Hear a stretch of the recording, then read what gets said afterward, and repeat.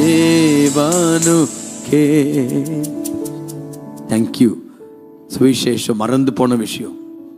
சவுலை விட்டு ஆவி விலகிடுச்சு, சிம்சோனை விட்டு ஆவி விலகிடுச்சு. புதிய ஏற்பாடுல பரிசுத்த ஆவி உங்கள் மேல் வந்து நீங்கள் பெலன் அடைந்து நீங்க எனக்காக சாட்சிகளா இருப்பீங்க. பவுல் சொல்ற சுவிசேஷம் சொல்லாம போனா எனக்கு ஐயோ,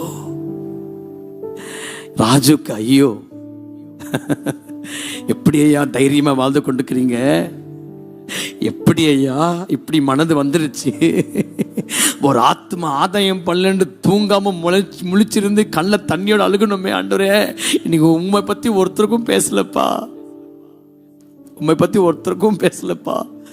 நான் 85 பிள்ளைகளுக்கு அப்பா, ஒரு பிள்ளைகள் 85 பிள்ளைகள் அப்பா. கஞ்ச பிஸ்னாரி, காசெல்லாம் செலவு பண்ண மாட்டேன்.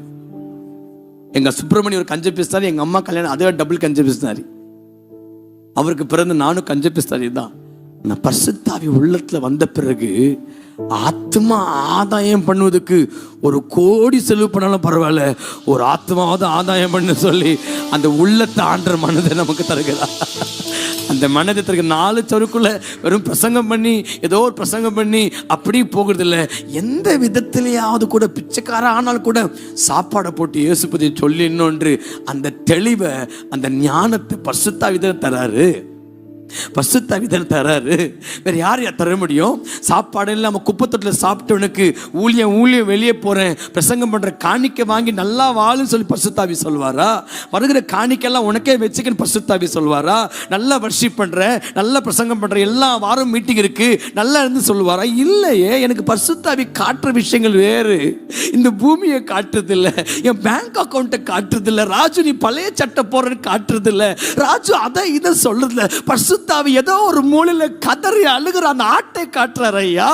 ஏதோ ஒரு மலையில கட்டப்பட்ட ஆட்டை காட்டுறாரு. ஏதோ ஒரு வாலிப பிள்ளை தற்கொலை பண்ணி சாகிறத காட்டுறாரு. ஏதோ ஒரு அம்மா விபச்சாரம் பண்ணுறது சாகிறத காட்டுறாரு. யாரோ ஒரு குடிக்கார செத்துருவா சொல்லி காட்டுறாரு. இதைத்தான் நான் உங்களுக்கும் காட்டணும், இதைத்தான் நான் உங்களுக்கும் காட்டணும். ஏன் பார்க்க தவறிட்டீங்க?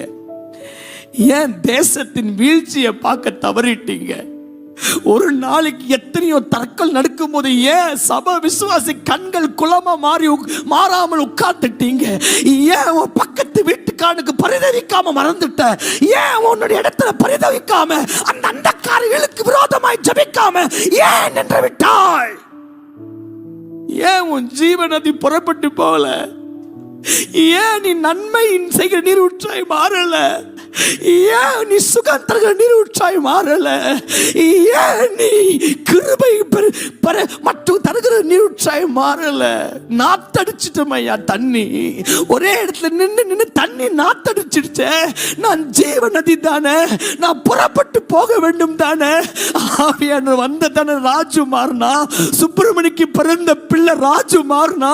சுப்பிரமணிக்கு பாவியா இருந்த எங்க அப்பா குடிக்கச்சாரு, நானும் குடிச்சேன். ஆனா இந்த ஆவி தானே என்ன மாத்துச்சு, உங்களை ஏன் மாத்தவில்லை? ஏனையா மாத்தல?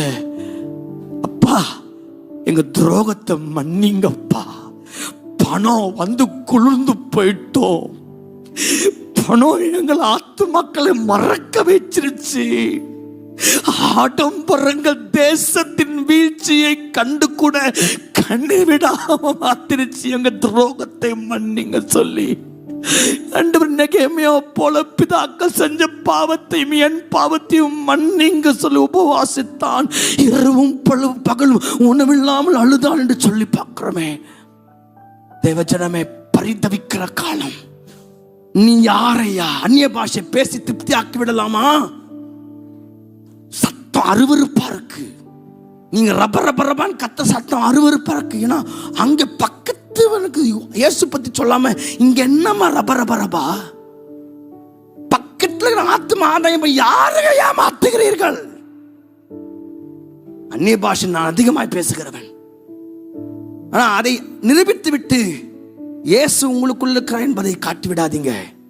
ஆத்மா ஆதாயம், ஆத்மா ஆதாயம்.